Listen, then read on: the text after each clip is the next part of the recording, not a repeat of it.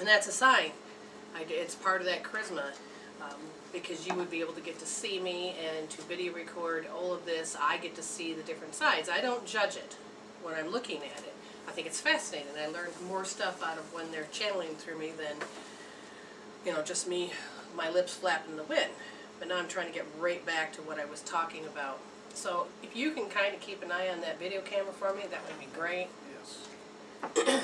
Okay, back to where I was. Jen, where was I? Oh, about the child part of me. The fear that it's a protection device when you've met somebody, especially an authority figure, that is using fear that you're going to obey and they use their tone of voice, their actions, they may smack, they may hit.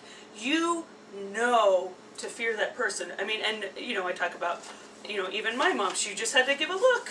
You know that look. Oh, my mother had that look too. Exactly, and so, but I knew it was going to be backed up with something. So it was. So then it became. Well, then why are you so shy? I'm like, because I may meet more people like you. That scares the willies out of me. So what happened? I'm just going to explain as I go into this, because when you're trying to talk about all these different things that happen, the spiritual clues, and that's happening, it can get very confusing. So last night, before I went to bed, I worked on, even though I don't have any charisma, so I used the Meridian tool. Even though I don't have any charisma, I deeply and completely love and accept myself. Did that a few rounds, got that down to 0. And then I heard this, the volume in my voice, in my head was, even though I don't want charisma, I'll be safe. I don't want charisma, I'll be safe. And I thought, oh, that's interesting. So I worded it, tapped that out, and more kept coming. And then it dawned on me, why would I, in my child mind, I believe that I'm going to attract people and hurt me, because that is what my experience is. That is how I know how to read the code. It's already happened to me, therefore it can happen again. I put up my heart wall to not expand my energy, to draw people to me. And so I was very much alone in the world. I didn't really have a father. My brothers and sisters never really played or talked to me. Went to school, never played and talked with anybody. Wasn't until after I got married to Scott that I said, I'm tired. I want to have friends, like-minded friends. So then I used the Golden Lasso healing tool, and it worked. But I had to learn all of these things. Now, what's inside of us ends up being our inner world. But our inner world gets created based on how we respond to the outer world. But it's our inner world that creates our outer world, and this is where it gets confusing. In my inner world, I have the word charisma, and it's defined. I remember growing up going, I wish I had more charisma. I wish that people would love me like that, because there's a part of me that if you listen to the sentence, it was, am I really loved? Right. You saw other people draw friends in, and it was like, oh, well, I want some of that. Exactly. Scott, if you can take note to where I left off. Was he paying attention, folks? You can watch the video to find out. I'm talking, okay, so what we're going to do is I see a caller. Oh, okay. And so that's what I would like to pay attention to, because really it's all about you, and we'll teach as we go along. I was going to write that down. Yes. So go ahead, Jen, say what you need to say. Okay. We are taking the caller, area code 207. You are on the air. With Brenda, Jen, and Scott. Hello. Hello? Hello. Hi there. Hi, how can I help you? My name is Cindy. Hi, Cindy. From Maine. Okay, Cindy from And Maine. I was wondering what you see coming up for me. Okay, so this is more of a future question. What's coming up for me? So now I'm going to ask your soul directly to be as specific as possible, because we have many areas in our life. What's that? Relationship? Alrighty. There we go. So now we've narrowed it down. So Spirit, tell us what it is about relationship that's coming up for her. And then all of us are actually drawing a card. That's reversed. Okay. So I'm looking at the first card out of the deck of the Colette Baron Reed, the Enchanted Map, number 39. It says that it's protecting treasures. You are always protected and divinely directed. So that's wonderful that you have help on the other side that's helping you. Although this is a time of great risk, know that at a fundamental level you are able to move forward safely and securely. See, and that's a very important part, is that we have our safety first. The proverbial nest egg is safe and sound, and no matter the fluctuation in the world, guardian angels and other guides are whispering to you, making you aware of their protective presence. Your loyalty is an important theme now. Nurture that which you hold dear. This is a good time to strengthen bonds of friendship and ensure their integrity. If you feel tested right now, know that a true and loyal heart always achieves its aim. So keep your authenticity. Take refuge under an angel's wing. You are not alone and have no fear. Embrace your courage. So what they're saying is that you are already protected as you begin to start a relationship. Now, the card that my husband drew, it's in reverse, so it says release your ex. So what I'm hearing is there might be some guards up that you've had in past relationships that maybe you need to look and evaluate.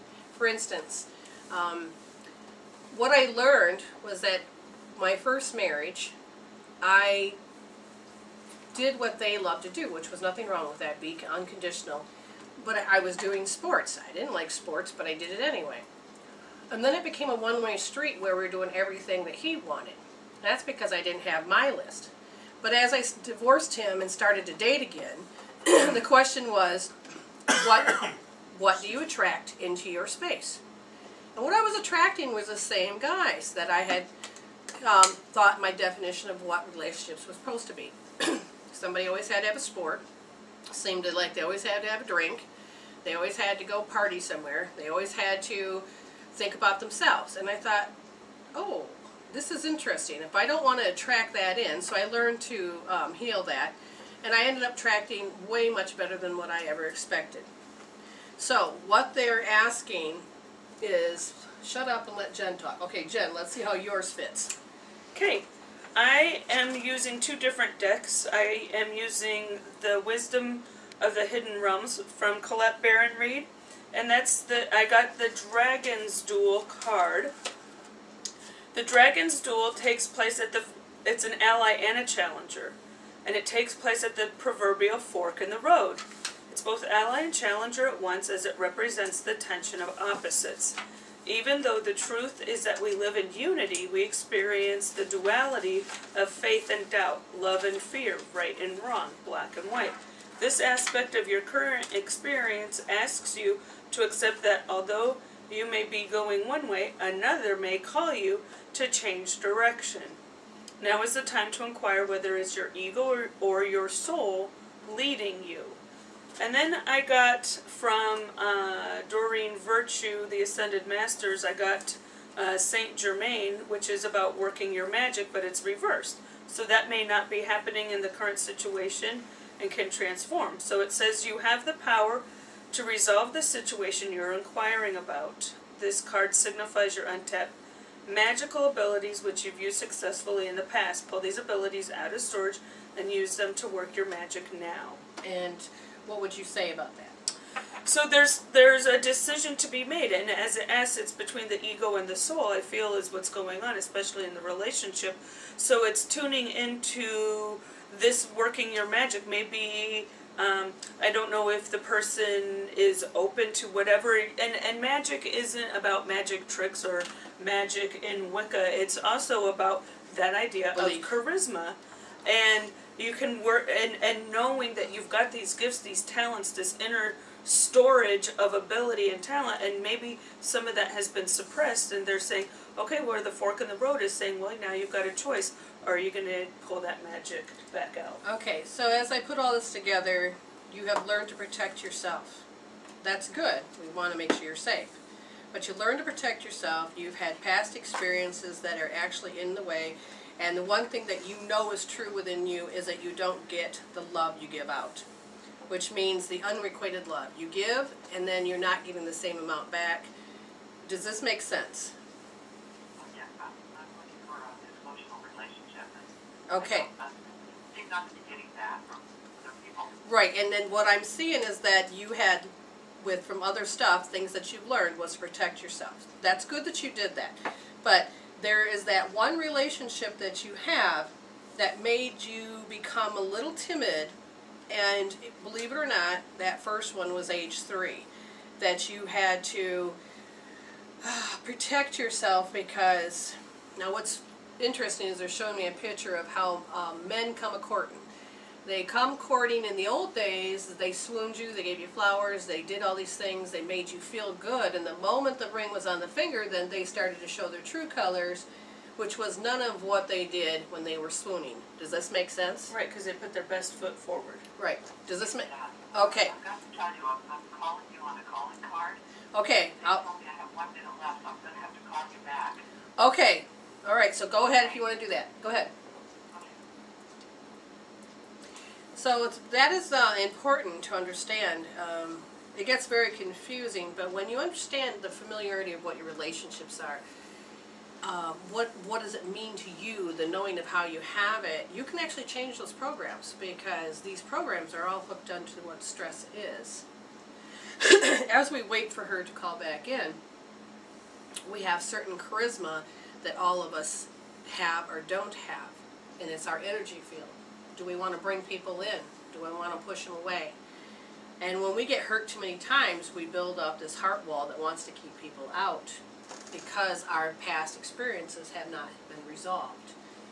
They're there, they're just as fresh as it happened yesterday. And then your intuition becomes colluded with the ego or the human self of this knowing of, oh, here comes another person. I know what's going to happen next. See, and this makes sense because that frontal lobe is what creates your reality. And when the blood is not pumping through the frontal lobe properly, because when you're in a stress mode, 80% of the blood goes to your forearms and legs so that you can run and you can fight and you can freeze. And it's so important to understand that when you are creating reality in that frontal lobe, it's those experiences of how you reacted, what you went through, and you have created pictures. And you created the synapses, the way the brain has to keep rewiring itself to always show up the same way. And what we do as medicine women is help you heal that in part of your frontal lobe, resolve it, create the closure that your subconscious mind's asking you to do so you can move forward. Is she back? We're going to go back with this area code 247, then we have another caller. So we'll see if this is Cindy. 207, you are here, correct? Hello? Yes. Yes, okay. So can you hear us okay? Yes, I can. All right. Thank you. So what we're going to do is going to tell you that you have some past experiences that are still quite fresh, even if they're so long ago, and they still hurt. And it interrupts the trust, and it interrupts the desire to really want to go that extra step for a person because you know how many times you've been hurt. And so I've asked your soul, what is it that, in order for her to have a relationship with somebody in the future, what is it that she needs to resolve in the present so her body can stop going into that stress state?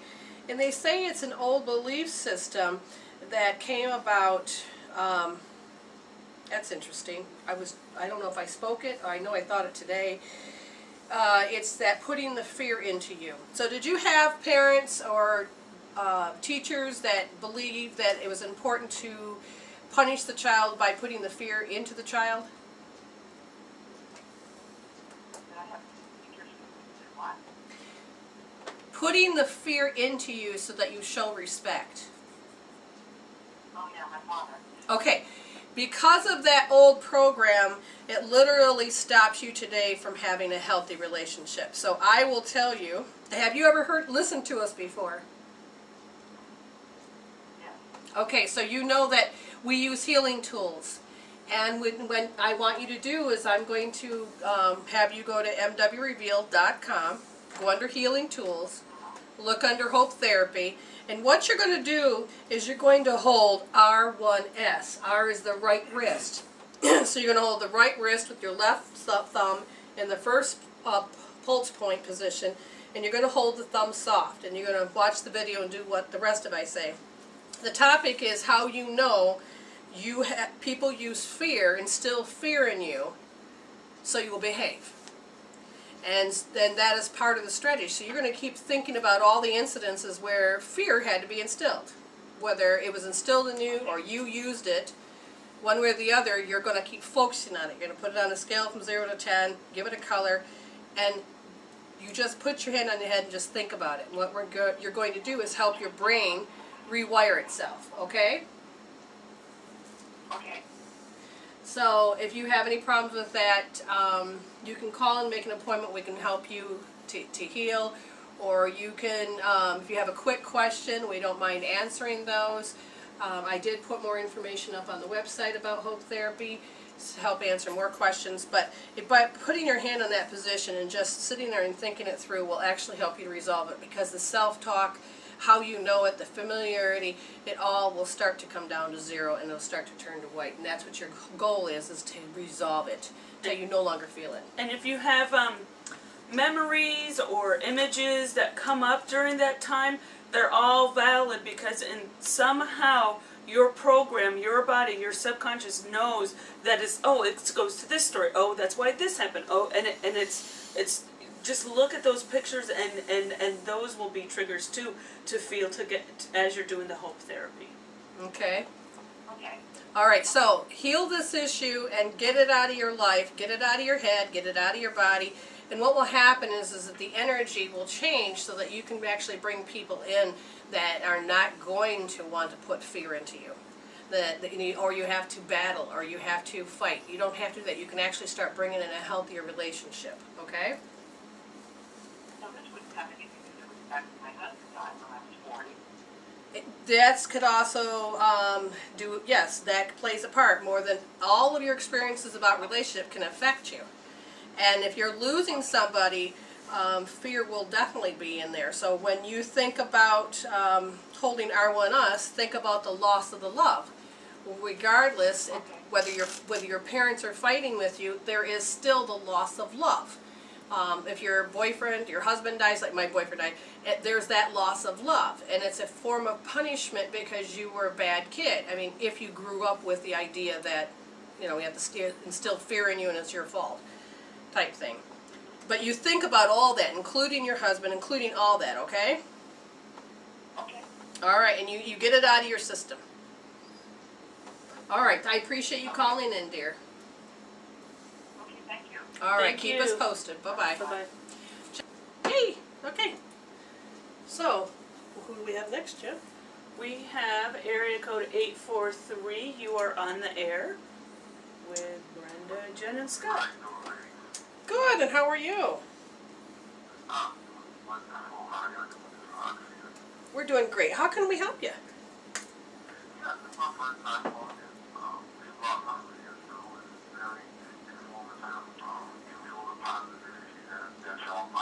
Thank you.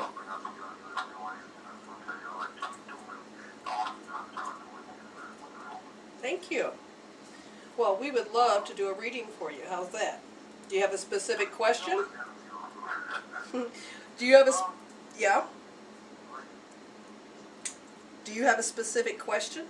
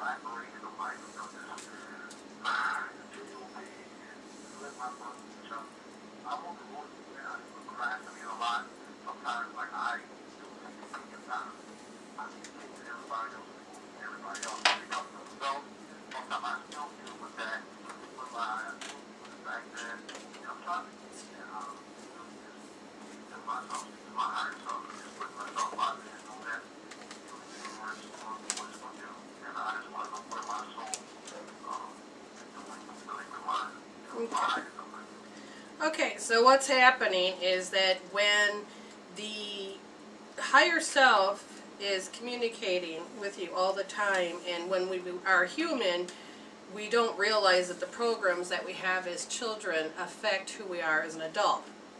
And we can consciously make all these choices that we want that's going to make it clear that we're going to do this, we're going to do that. And like you said, every now and then you would feel like, oh yeah, and then you procrastinate and something else occurs. And so where is it that your soul wants you to feel alive? Well, the top layer that I talk to, I listen to the soul, and it's like, what's the first thing that you want him to know? And it is that you're in freeze mode. We go into a fight, flight, freeze. You're in a freeze mode. This mode came about when you were about 3 years old. Now, I'm watching you hold a toy in your hand, and your eyes are really big as saucers, and you're watching something. It scared you. Now, I don't know what happened at 3 years old for you, but I just know that the way you observed it was that it made you freeze. You weren't sure how to react to it. You watched everybody scramble around you. Now, I don't know if you witnessed a fire or you witnessed fighting, but the energy was very fast and high and what? Frenetic. Very frenetic. And as a child, I'm watching you hold a toy, and it could even be a fire truck, but I'm watching you hold a toy, and you are just standing there staring at everybody. Do you know anything that could have happened to you at 3? At 3 years old? Yeah. Something caused me to freeze. Wow. Again, it could have been just the family members fighting, but it was something that you did not know how to process as a kid, and so it kind of, some of your energy is stuck, still staring at that, even if you chronologically aged. So now I'm going to look a little deeper, and so they're asking, have you had any fresh experiences that causes you to? The first thing you do is you second guess it. You may think it's good, and then you stop, you freeze, you second guess it, you freeze some more. It's like a thought process, like you're stuck in your thought process. Does that make sense? So in your everyday life, this, whatever happened at 3 affects who you are in your everyday life. And you can look at how you respond and heal the response out so that you can break this stuck state that you are in. Because the card I drew was by Colette Baron Reed. It's called Dry Desert. It's in number 31, and it's in the upright position. And what it says, here, you read it, Scott. Okay. Nice and loud. Dig deep for inspiration and truth. Now is the time to become resilient and adaptable. Is your life presenting you with opportunity? Resilient. Jeez, Sorry. I gotta learn how to speak. I think you're channeling me, but keep going. I might be. Is your life presenting you with opportunities that seem to yield nothing? Have your ideas dried up? Does it feel like you're on an endless journey through a dry, hot, lifeless desert? This card reminds you that there are times when you're meant to become resilient as you journey through harsher circumstances. You're being required to conserve your energy until, after consistent effort, you reach the oasis you're searching for. Consider the creatures that live in these conditions. They have adapted to thrive in spite of the outer environments. In the desert, water, essential for life, can be found deep underground. Go deep within yourself now. Find the truth there. Let spirit sustain you while you locate the real source. Whatever it is you're asking about will not be found in the conditions you're in until you move past the surface of things and choose to do the real work and discover the answers deep within you. This may not seem like the most productive time, but looks are deceiving. This is the most important place to find what's truly right for you. So in this case, I want you to just bear in mind that another message is coming through. Jen? So I am using the deck Wisdom of the Hidden Realms, also by Colette Baron Reed, and I got the Spiral Dancer as a challenger. It seems as if you're getting caught out of breath, going in the wrong direction. Sometimes you're so busy dancing to your own tune that you find yourself out of step with everyone else. Perhaps now is the time to regroup, sit down, and rest for a while until the rhythm calls you to the dance again. The spiral dancer is a gentle one, so be still and know that you're always loved. So what they're asking is, because the next card I drew was about not coming to life, which means it's gentle minder to get out of your own way and do some weeding. And in this case, that's exactly what I'm going to help you do, is that the way you know your life and that program from the past actually needs to have closure so that the stress response can stop doing that. Your everyday responses that make you feel be indifference or procrastination or not feeling like you're going anywhere are all, like I said, that little boy inside of you that stopped and was stuck staring at what the frenetic energy was, and it's like, I don't even know how to process that, especially as a kid. So there's a big chunk of you that, like 50% of you, that is still doing that over and over. And when you, what we do is healing tools, and what it is if you go into MW Reveal, M is in medicine, W is in women, reveal.com, you go under healing tools and look for Hope Therapy. You're going to watch the video, read everything through, because the code I'm giving you is R1S. R is in right, 1 is in the first position, and S is in soft. And what you're going to do is you're actually going to hold that position and then do, like I said, watch the video, and you're going to end up putting your hand on your forehead and your hairline. And you're going to sit there and you're going to think about how you know life. Put it on a scale from 0 to 10. Give it a color. And just think about your issue. What will happen is that you will actually tell the brain to stop making those chemical peptides, because as the blood comes back up to your forebrain, where you create all reality, you'll literally restart telling your brain to resolve this and stop repeating this process. Now, you will get down to a state where you feel like you can't think about it anymore or don't feel familiar. And you go, I don't know, I think it's gone. Sometimes that means there's a little bit there. So you go about your life, it feels different, you're starting to recognize it's different, and then all of a sudden it happens again. It doesn't mean it didn't work, it just means you're ready to take the next layer. Go back to R1S, think about that issue that just happened, and put that on a scale from 0 to 10 and give it a color. Hold your hand in that position, and the number and the color will come down again, and you want it completely gone. You'll keep doing this until it stops, because literally you are telling your brain, I'm done creating that reality. Okay, so that'll be your first step. And then when you get to remembering, and maybe you might do some investigating of stuff that actually causes you to do that at 3, to be frozen, is then, okay, so now they're telling me that you need to write down R2S. And the R2S, the right second position soft, is about this alarm state. R2S is about the connection of the earth and you. So sometimes we go into an alarm state before we even consciously be aware of the fact that we're in an alarm state. And then our body starts to create and break down or sit and be quiet, or you talk yourself out of it, you self-sabotage. And so then you will work on that one. Now that's the only 2 I'm going to give you, and when you get those down, call back in and let us know, and we can help you go further. If if this is too hard for you to untangle, we are soul coaches. You just call us, make an appointment. You'll see everything on our website, the cost and all that other stuff, okay?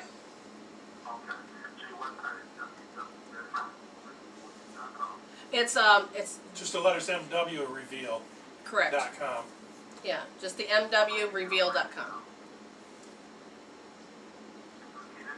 MW, yes, www.m as in medicine, W as in reveal, so just MWREVEAL.com. Yeah, so it's MWReveal.com.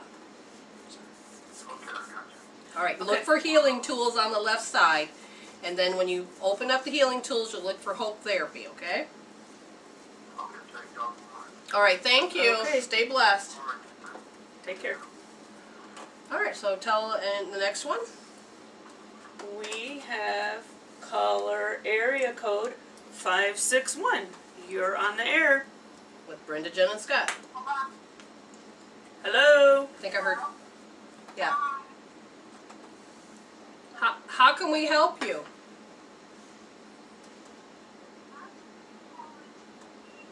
Can you talk into the phone, dear? I was kind of looking for something this month, career-wise. Career-wise, what's coming up for you this month? Okay. So give us a second. Career-wise.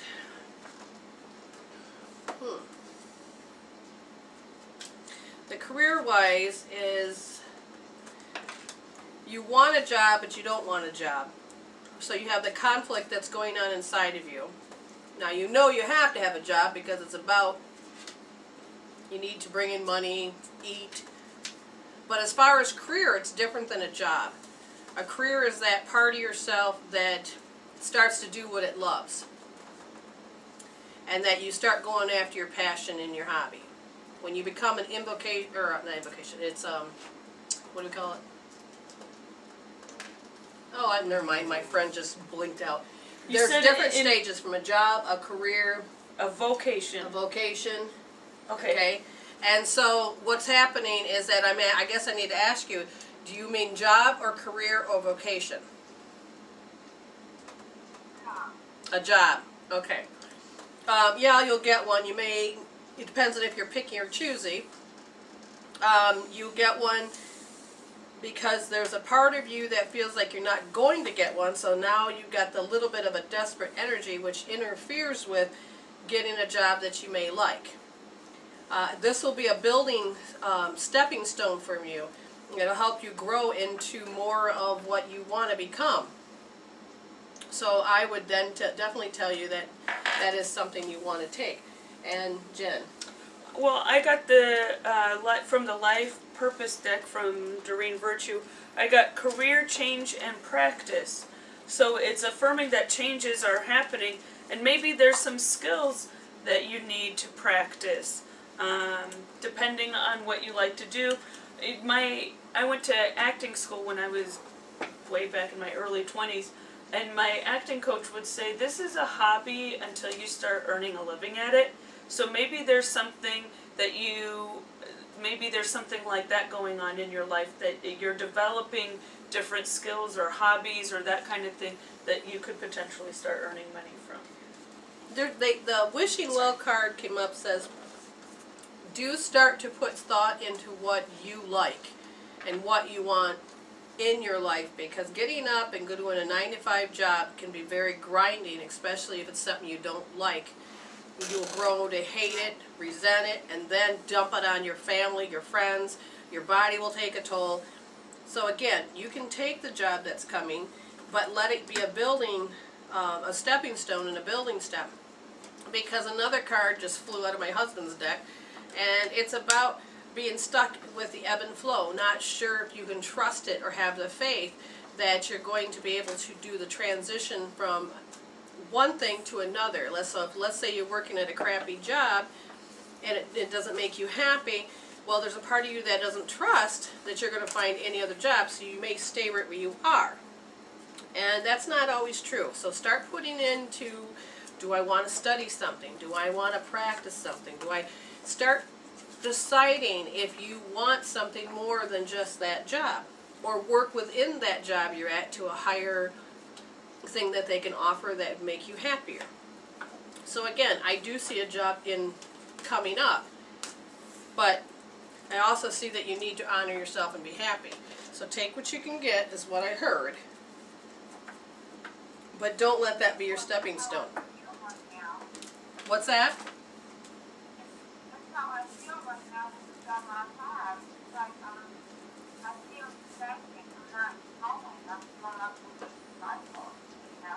Right. Okay.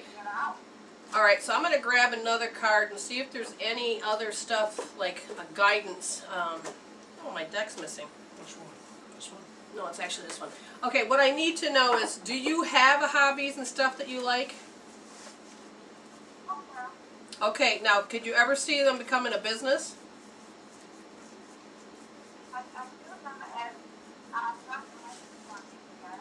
Okay. What I would tell you is to do the golden lasso that we have on our website, which is to take the lasso and throw it out there to bring to you a job or a career that you'll be happy with, and let the universe start to help you and build. Now, I drew a card, and it was in reverse. It says Archangel Raphael. It says the healing angel is with you, supporting your healing work. Well, you're not getting support at the job that you're at, and that is the one thing that they want you to understand, is that let the universe help support you. Let your family and friends that are supposed to encourage you. So I would definitely tell you to use the Golden Lasso Healing Tool to help bring to you and to help more clarity come into play. You can even call upon the angels to help bring clarity in what it is, because my job that I do today did not exist. The universe created it for me. And I was very excited about this. I was scared crapless in the beginning because I could not see it as a job. But at the same time, it wasn't supposed to be work. It was supposed to be play and my career and my vocation, and this is what I'm supposed to be doing. So you start building and going after what you love, learn more about it, draw people that can help you, and keep going in that direction. Because I think it was Albert Einstein. Who's the one that did the light bulb? Edison. Edison, took 10,000 tries and different attempts to get where he wanted. And so when you start out, you don't know what it looks like, but trusting and building that trust and start, okay, I'm going to go down this avenue. Oh, it didn't work. Doesn't mean stop. It just means, okay, what did I learn from that? Now let's go down, this avenue. That one didn't work. What you're doing is you're collecting gems so that you then can find out how the way you want it. It's like when you're sewing, one of the things that happens is that you know that what it looks like to sew, but when you begin to sew, well, what happens when the thread breaks? Do you know how to rethread it? It's all of these building blocks that causes you to really become a professional sewer to some degree, because you know how the machine works, if it breaks down, how to correct it, how to take care of the next step without losing yourself, without denigrating yourself. You know exactly what needs to be done. You're fine-tuning this part of who you are, okay? Now, I had a sales job.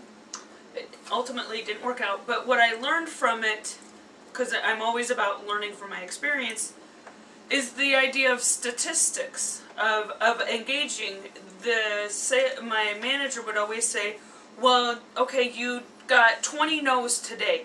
That's good because you're that much closer to the yes. But you have to get the no's and be willing to go out there and fumble and do whatever happens. That's a no, but you're one step closer to that yes, because you're participating rather than, when I sat in my car and I'm like, well, I don't want to go in today. I don't want to deal with all those people and the bitchy people. They're going to tell me no and all that stuff.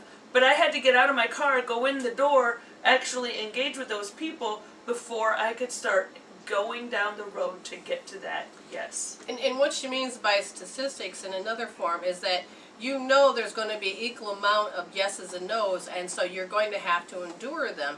But it's how that you react to them and how you define them that will determine whether or not you're successful. Because, like I said, I went down this road, people look at me and go, well, you created a business, but you're not open anymore. I said, because I'm in a transitional state. Just because they don't understand where I'm being led, I'm not living my life for them. I'm living my life for spirit and for myself. So you have to start trusting your inner guidance, even when it starts to look like you're going to give up. Okay? So the best thing they're telling me to do right now is define what you like, define what you don't like, and then use the golden lasso and let spirit start giving you what is your career. They'll start giving you ideas and start laying it out for you. Okay? All right. Thank you for calling in, dear. Take care. All right, so what happens? I have to say hello to Karen. Did she read what she wrote? Yeah. and beats the heck out of cleaning the kitchen. I don't know what that was referring to, but that's funny.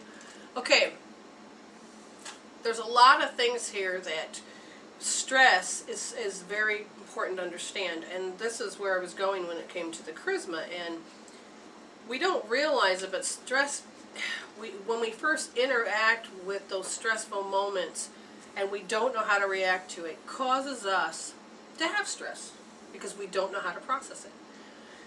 As I was said, as I was a child, I was taught that your fear is instilled in you so you have respect. And I think this was based on religion, because what do they tell you in religion was that you had to fear God.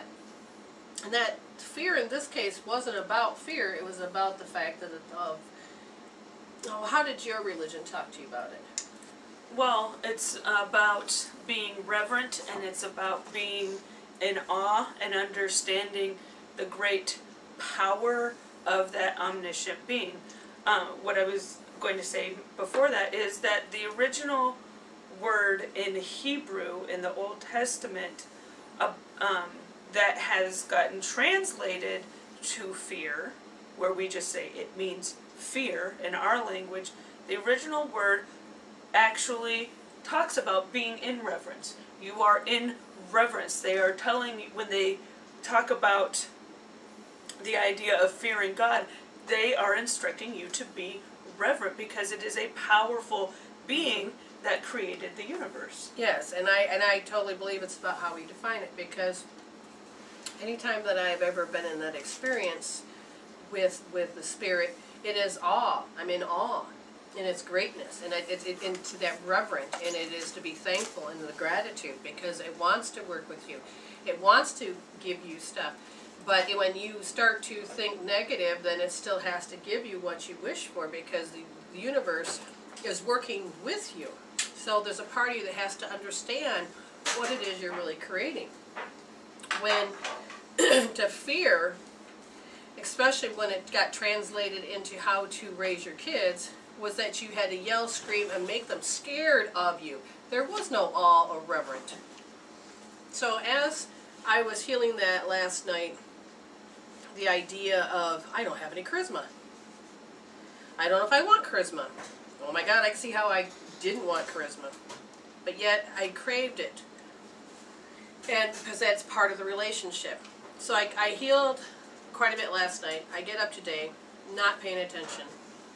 My daughter is doing something, so she's like, okay, what's the password to this? Blah, blah, blah, blah. So she's learning a new program. She's asking me questions I can't answer. I says, do you want me to call so-and-so? And then she said yes, and then she said no. And then there was not a clear communication about really, I just kept hearing her ask questions, but she was working through it, but that's not what I was seeing. My program was running the show. But what she was seeing was that she saw a frenetic mother trying to help, and that because when I finally got the people on the line, I went and asked her what's her questions, and she's like, I don't have any, And I'm like, come on, just talk to me. What were those questions? And so then I told the people thank you, hung up, and I says, why'd you do that? I says, what were your questions? She says, I hadn't figured it out. And I'm like, okay, so then I was just frustrated, and I walked away, and she goes, Mom, stop it. And I thought, what? I said, it's okay, let it go. And what she was seeing was, so when I came back to the room, she goes, Mom, she goes, so why is it you had to show up that way to me? And I said, well, that's a good question. Her 4-year-old self had an experience with me that caused her to fear me. And so as she becomes an adult, she's 15, and she's now chronologically aged, and she is now noticing that she doesn't have to do that. But at the same time, that fear is still showing up. Because when I was walking away, she was going, I feel so bad, I feel guilty, I feel bad, I feel like I've done something wrong. I'm like, honey, you did nothing wrong. So I said, all right. And what I found out was in her kidney meridian is that she was holding fear. And she looks at me and she says, I'm not fearful of it. I says, I know, you became strong. I says, but at 4 years old, you had a bad experience with me. She says, oh. So then she went and healed it. So I don't know what, I haven't heard back from her. But I didn't think about it. I forgot that I healed the night before. So then I get this lady that I hadn't talked to in a very long time.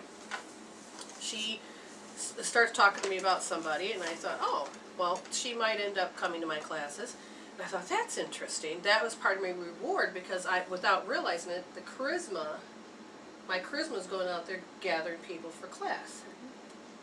And then it finally dawned on me, because me and Jen were talking about why is it that we don't really like to promote ourselves to some degree, and that's based on we wouldn't do that. We wouldn't push it in people's faces, or we wouldn't do maneuvers that's going to trick people into wanting to, Sell them something.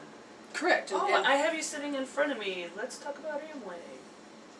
Now, Everybody has a, because Uh-huh. they don't want that sales pitch. They don't, because then it's an uncomfortable feeling of when somebody, and I'm using that company, but when somebody it could also be Tupperware or whatever, but it's the politeness or the obligation or that social commitment of, okay, I took this person's time, and now I feel like I gotta buy it. I'm obligated. I gotta buy something because. and for me, I don't like that interaction. So for me, it's FYI. I'm going to bring you this information just because I know that maybe you want it, maybe you need it, and maybe if you don't, but maybe somebody's like, oh my God, I know that somebody needs this, and my best friend. Okay, hold on. How do I take this information? We all have these unique voices, and like I'm always told, we are allotted a certain amount of people. Now, if I have allotment of people that are supposed to come, where are they? How come I'm not drawing them in? It's because of my charisma. I would hold my aura in. I would not project it out, only to a very certain amount of people. And so I would only draw in so many at once, which was okay. It's just that They're just trickling in. I'm ready for more. So I had to take this old group consciousness about how you have to instill fear in you. And I need to get this out because I want my daughter and me to bond even more. And the only way to do that is actually have me heal what I know about that relationship, about how I used fear and how I was taught that fear had to be used. So I have to see it from the angle of being an angry mom, as well as, I got rewards and punishment. I have to take something away. They have to respect you, and in order for you to get the respect, then you have to create this, because then they'll act this way if you're doing this way. Exactly. So that is where I'm at. So as I was healing, one of the things that came up, I was yawning. Now, that question always seems to come up for me and Jen. And simply yawning is that energy is moving, and when it gets stuck, that's what happens. The energy got stuck, whether it's in a fight, flight, freeze. But when it's stuck and doesn't move, then you get stagnant. So when you're using hope therapy and you're actually breathing and you start to yawn, that's a good sign. Jen, what's your perspective on it? I'm always yawning, but that means I'm often healing, and people wonder. That we have one person that uses a particular modality, and she's like, "Ooh, I got a yawn out of her. I know that's a good thing." But other people are like, "Oh, am I boring you?" Yeah, they take offense. They take offense to it. Where I know that it is. Now I'm gonna want to yawn. All right, show us how, Jen. But I feel my body shifting. It's a physiological response to what I'm doing, whether it's hope therapy, whether it's meridian tapping, whatever, if somebody's doing a Reiki on me or something like that, I know something is shifting. It's moving. The energy has to go somewhere, and the yawning is a way of making that happen. I also know that when I'm tuned into my particular angel guild, I also start yawning. So,